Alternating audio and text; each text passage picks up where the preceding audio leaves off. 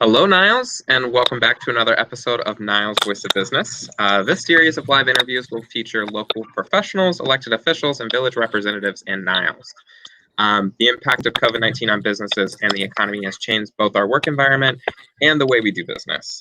So today we will discuss with Christine Pusateri, owner of Christine Pusateri Hair Solutions, located at 7665 North Milwaukee Avenue, on some of the changes that she's experienced and how she's continuing to do business as we move through phases. Christine, welcome and thanks for joining us today. Thank you for having me. I appreciate it. Of course. Christine, I know that you obviously, us at the Chamber, know a lot about you. You are definitely a huge supporter of ours and we appreciate that. But can you tell us a little bit about yourself for someone that might not know you? Sure. I always say I'm a dinosaur. I started in this business back in 1970. I graduated high school, and at that time, you either went to college, most women, honestly, to be a nurse or to be a teacher. Few became lawyers, or you became a secretary. You know, I took stenography, and I was going to be a legal secretary. And then I decided to go to beauty school. And I started in the business just doing in a beauty shop and absolutely hated it. And around the corner from there was a wig store. And at that time, wigs were popular, like women color their hair now blue and red and yellow.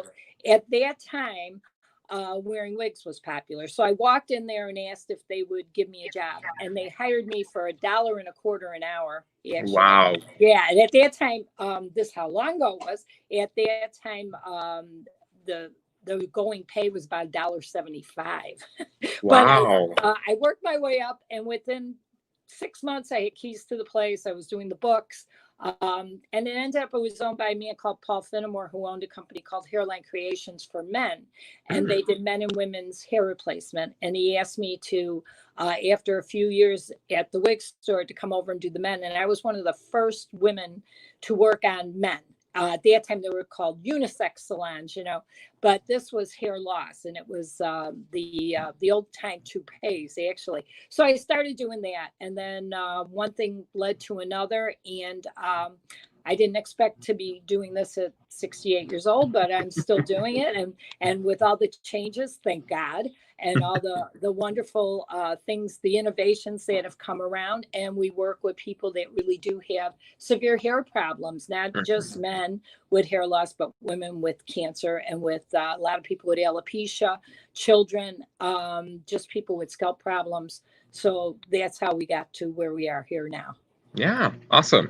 And, you've talked a little bit about some of the services that you offer, but, other than, a couple of the patients that you work hand on hand, what are some of the services that Christine Pusateri Hair Solutions offers?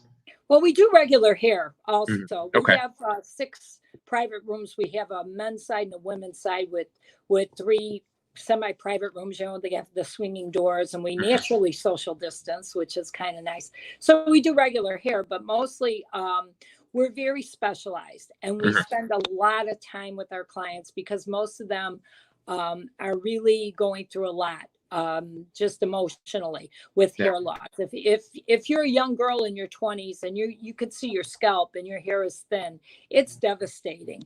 And it's devastating not only for cancer patients, but just for women in general. And there are more and more women that are having this problem, and we don't know if it's due to the fact of the air quality. I don't know what it is, but we are seeing more and more hair loss. So we deal with that, and people with where they lose their hair in spots, people that have total alopecia, no eyebrows, no eyelashes, not a hair on their body. It's an autoimmune disorder. Otherwise, they're totally normal. They're totally healthy, but they have this going on, and it's an autoimmune. And then we work with people with something called trichotillomania, which is where it's something where people pull their hair out. They don't want to, but they do. It's kind of like people that cut themselves, or they get nervous, they pull at their hair, and so we work with them with that also. And that's a big thing, and it's very devastating for them, and they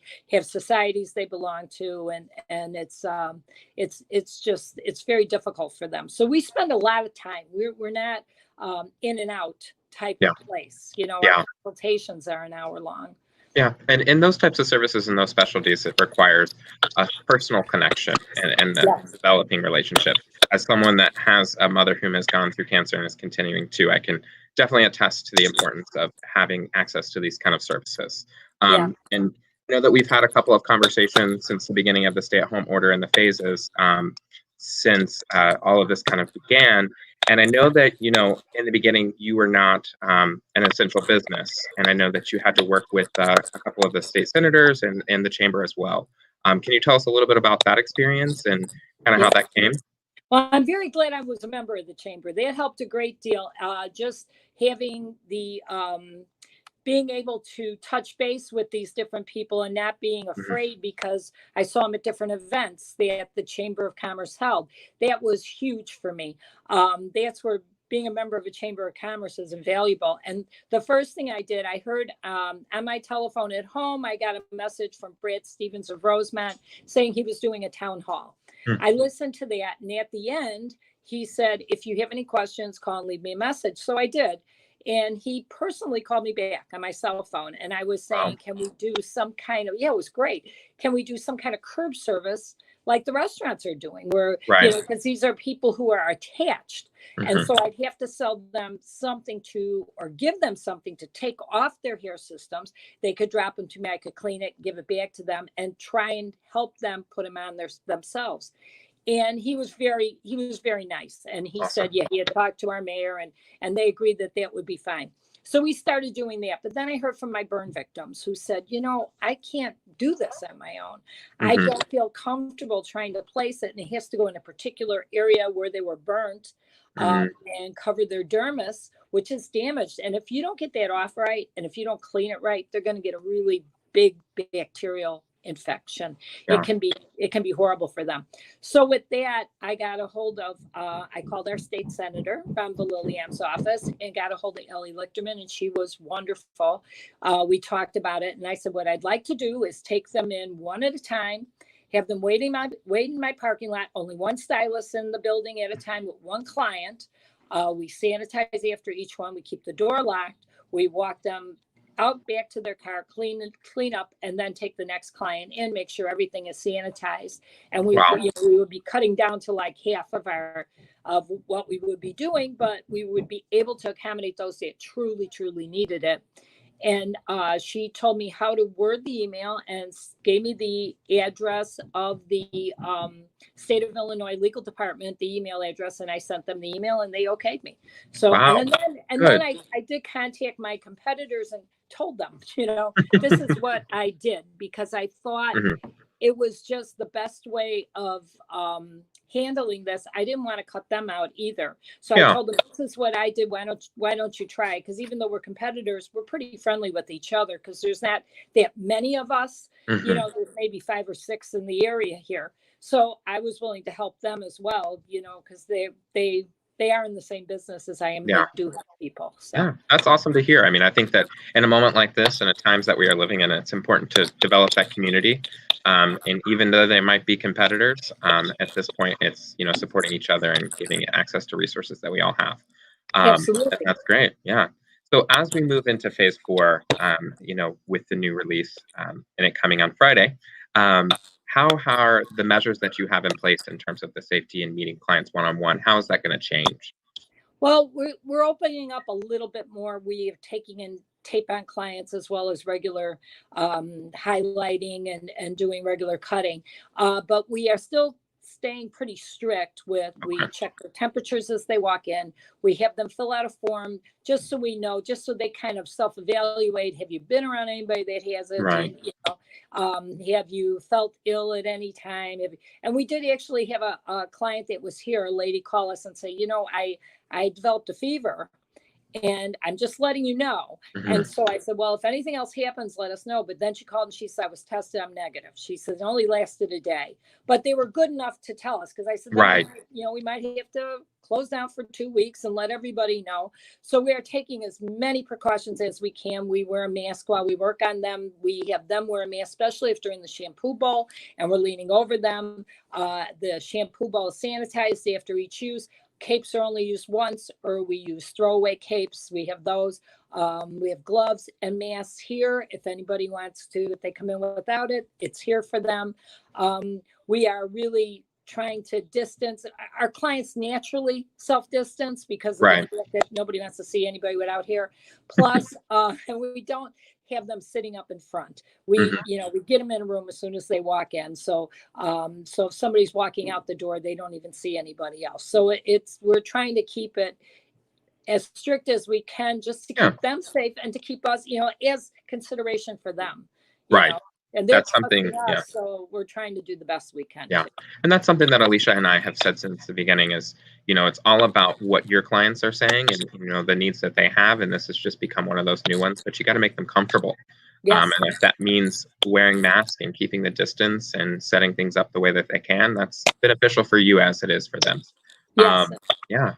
That's Plus, good. we touch them. We're one of the few, you know, we're actually putting hands on them, but most of the time it's in water and we're washing, you know, so it's actually kind of good. We're shampooing them. We're washing them. So that helps a great deal too. You know, everything's clean. Yeah.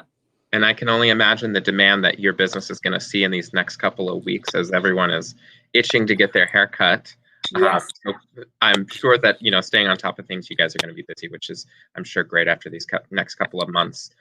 In terms of setting up an appointment, if someone wanted to come and see you, what would be the best way to get in contact with you? Well, they can call the office at 888-506-8112. I'll put that on the screen. And even if I'm not here, if we are closed, it goes to my voicemail, which goes to my email. And I answer. I call them back and say, we're closed today, but we'll get back to you tomorrow. Sometimes I could take pictures of our appointment book. We do our appointments by hand. They are not done by computer because it's too difficult, because certain clients take us longer. So there's no rote method. So we just ask them to call. We have had lately, the gentleman that would come in where their wives were going somewhere else, they bring their wives in for a haircut as well. So there's like one's on one side, one's on the other. They kind of like that. So that's happened. Or we had a woman bring in her husband who needed a haircut, you know. So yeah, we're seeing that. And some of our competitors did close while this was going on because they put their people on unemployment. So and they still did charge the people, they charge a monthly. So we got a few new clients from that because they were aggravated. So it really kind of boosted our business actually. Be there for that's good. And you're meeting, like you said before, you're meeting your client needs and whatever they might need within that. So, and not every business is going to do that. So leverage it where you can. Awesome. Well, I know that we've talked a little bit about how you've pivoted your business and some of those examples. Is there any resource that you've found the most valuable within these past couple of months? Well, we do everything. You know, we do a lot of people don't call us as much when they're interested as email, because it is a very private thing. And people will email me at 11 o'clock at night or 12 o'clock at night when they're upset about their hair, if they're a new client, and they just want to talk to somebody. And so I do get back to them and we don't push them to come in. We go back and forth with email as much as we can till they feel comfortable enough to head in, because it is such a personal thing, and they don't want to come in and take our time and then think about it. And I always tell them, think about it. You know, there's no rush. So we've always used consultation online for years. So we were always good at that. And then we're on Facebook, and I don't do Instagram that much. I'm on, but I really haven't had the time to use it so much. But and then they can call and talk to us one-on-one. And all my girls are trained. They all know how to speak to them and how, you know, and to encourage them. And I will talk to anybody that has questions. And it's, like I said, it's such a personal issue that we need to speak to somebody. They can't just have the road answers, and they want the truth too. You know, you don't, you know, there's people with just scalp problems that want to come in and talk. And so we take care of them too. Yeah. Definitely. So I've plugged Christine's phone number to her office. Like she said, that she is fully accessible through that. Also her website, which will have that free consultation in that right-hand side of the website. And you can also, if you'd like, you can email her at info@cphairsolutions.com, and she will get you connected. I wanted to plug that before we pivot into Christine's reign here at the Niles Chamber of Commerce, which we so appreciate. So Christine is very involved here at the Niles Chamber of Commerce. Not only are we immensely thankful for her continuous support and dedication, we are proud to have her serve as our Vice President, our Women in Business Chair, our Legislative and Advocacy Chair, and the Program and Events Chair. So as you can tell, more than involved and more than she has to, but she always comes smiling. But Christine, how long have you been a partner with the Niles Chamber of Commerce in that time? I think I joined about 5 years ago. I think when I first opened, Katie was the director. Then she came in and I joined. And then they said, well, why don't you become a board member? And I did. And the first thing they put me on, which I loved, was the scholarship committee. Oh, okay. And I worked on that and trying to get the raffle tickets sold for dollars for scholars. And I was pretty enthusiastic with that, and I really enjoyed that. Then I think Alicia asked me to be treasurer, which I was like, oh, I don't know. I'm just so we switched it up. Pat took that. And so it's just, I'll help where I can. Like lately with everything going on, thank God you've been so busy. And I kind of feel like because we can't meet in person for a lot of things. And I'm not the best at technology. I'm more hands-on, that you guys have been really stepped up and helped with a lot that's been going on. No, seriously, I don't know what I would have done because we haven't been as active in the legislative committee. And sometimes meetings are set and I'm in the middle of doing hair and can't make them. And you guys have been stepped up wonderfully and really taken the bull by the horns, as they say. And it's been wonderful. Well, thank you. Yeah, we definitely within these past couple of months, as much as Alicia loved to stick to our schedules, have tried to be, as flexible as we can because we understand that everyone is in a different position. So we appreciate hearing that, definitely. I know that you talked a little bit about how you got into your vice president chair and those chair seats. So what has it been like serving as the vice president of the Niles Chamber during these times? It's odd because we can't meet. Like, I'm so used to heading in and going to this meeting and that meeting, and you're hands on and you're talking. So that's been a little for me, especially for somebody who's not really computer savvy. It's been kind of difficult. You feel like you're really you can't progress the way you'd like to, but you got to keep going, and you got to keep it current. You got to make sure that you touch all the bases. It's just so important. I just had the Women in Business, and just to give you an idea how important the chamber is, they're redoing the front of my business. My landlord is redoing my facade, which is wonderful. But I was thinking, instead of putting a sign up, I want to do a canopy with the name on that instead, on it. So Alan Zielinski has the perfect one right across the street from me, and so does Chris Hanusiak. And being I'm in the chamber and I know these people, I walked over to Chris. He says, well, I think Alan used who I have, and they've been very good with giving me the access to who they used. Awesome. It's invaluable when you're in business to have people you can just call and touch base with, and they can advise you. Tell you what to do and what not to do. I mean, that has been one of the most valuable things that I could say about the chamber.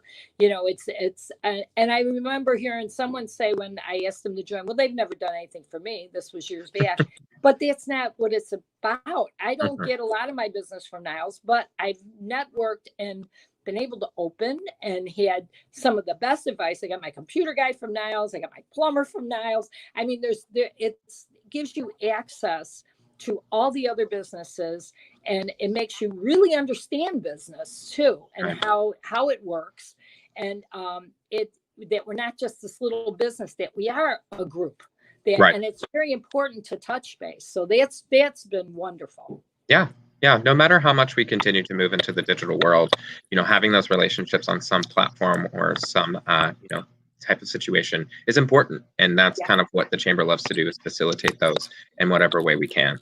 So that's great. We love to hear those kind of things, especially from you and someone that has been so involved. It means a lot. To move forward, what words of encouragement would you like to give some of our small business owners, as we move into phase 4 and see a little bit of a light at the end of the tunnel? They just got to hang in there. It's tough. I remember my first year in business, I was petrified. I would be up at 3 o'clock in the morning just trying to think, am I going to make it? Am I going to make it? And the chamber was a help to me. Just hang in there. Don't give up. It's going to get better. I mean, we're opening up, thank gosh. Illinois and Chicago has pretty much obeyed the rules, and we are trending down. I just posted on my Facebook page today how Chicago is just like really down now with the COVID. So it's getting better. It's just, you just have to, this is just a crazy time. And there are loans out there. There's, the EIDLs, and there's different things that you can get if you need to stay in business, but it's just stick it out. Stick it out and hang in there. Yeah. And when you do get the finances, advertise. If you don't think it's worth it in the beginning, advertise more, because you got to keep your name out there. You really do. And get involved with these small businesses. Should really get involved with the chamber, because it really will make a difference. It really does. And the more involved you are, the better for you. Your name gets out there. And do charity. That's the other thing too. Charity work. Really get your name out there in the best way possible. So anything you could do for the schools in the area. I help with the beauty school. I go and teach a class there. I've had the kids in here from the beauty school. Anything you could do with Gemini or any of our local schools that you can volunteer, even if it's just contributing money for their T-shirts for something. It makes a difference, and it gets your name out there, and then people say, oh yeah, I've heard of that person, and it makes a big difference. It does. Yeah. And you're recognized in a good light for supporting a good cause, which is always great. Exactly. For any business owner that might be thinking to themselves that they are looking for a source of financing or loans, please reach out to myself or Alicia here at the chamber. It's alicia@nileschamber.com, or call our office. I'll put it up here aside from my email. It's 847-268-8180. We are here to help you. We are a membership-based organization, but at this time we are a Niles-based membership. So we'd like to focus on any business that we can assist. I know that we talked a little bit about phase 4 and a little bit about your role in the chamber, and also, kind of the support for small businesses. But in what ways do you envision the chamber supporting businesses as we move forward within this next year? Well, I think like you were saying with the loans, just I have called you guys to find out what plumber should I use? Who do we have in the chamber? Use chamber people. I mean, we're all connected in some way. So the chamber plays a role in that way. Just for advice, I turn to you guys all the time. And I'm always like asking Alicia's opinion or your opinion. It's very important, and it really is a great sounding board.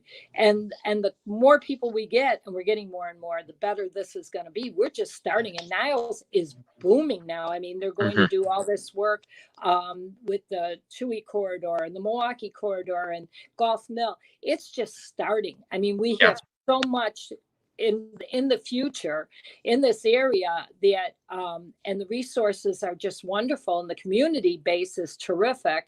I don't think you could ask for more. Well, we love to hear that. Yeah, Niles has some exciting things definitely in its works. Well, because you are such a Niles-based person, and also I love to know that you always go out to dinner. Where's your favorite place to eat? Last night we were actually in Morton Grove, though. Las Valetas, but the night before we were at Graziano's. I love Pasta di Arte. I mean, they're all great. I really try and hit up as many as we can. Boobies I've ordered from.